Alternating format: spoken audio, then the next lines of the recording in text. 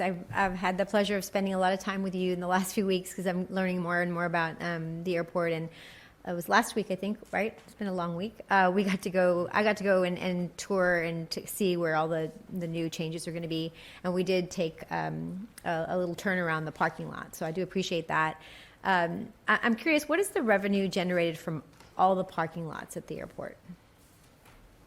So it's approximately, if you go back to 2019, and I may ask one of my revenue gurus to come up here and help me a little bit, but 2019, somewhere around 26 million.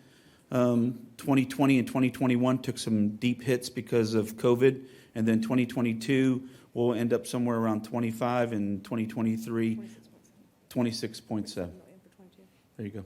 I'll let Jennifer tell you. He just told you 26.7 million for 22. Thank you. And if I understand correctly, the airport was sold out something like, was it 50 times in the last, was the last year? At the parking garage? We closed the garages. So as we them, look at our ebbs and flows of what's happening by the continuous growth, and we're very appreciative. I don't want anyone to misinterpret our movement. We're excited and we're appreciative of the growth that we're experiencing.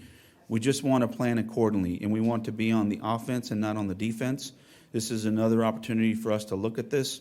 So as we close, we have staff members that are working nonstop. We have the park system that tells us, you've seen the red and the green lights. That's a constant monitoring, and how are we continuing to provide the best level of service? Is there expansion for app-based in real-time offerings? The revenue generation that could happen by coordinating and allowing people to make advanced reservations for parking. People will like that. I encourage everyone, we're going to have a parking spot for you, no worries. We've got that figured out as it relates to contingency plans that we've got in place. And then if you can't find a spot and we're closed, we've got valet parking covered for you, and you can feel welcome to utilize that, and we'll take care of you. That's one of the things I really enjoyed about the tour, was hearing the innovation and ideas that you guys have to make it the airport in general more efficient, but especially parking.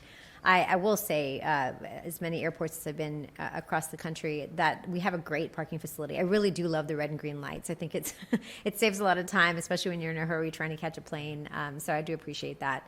Parking is one of the first and last experiences that our travelers have, not only our visitors, but even our native San Antonians that are going on a trip.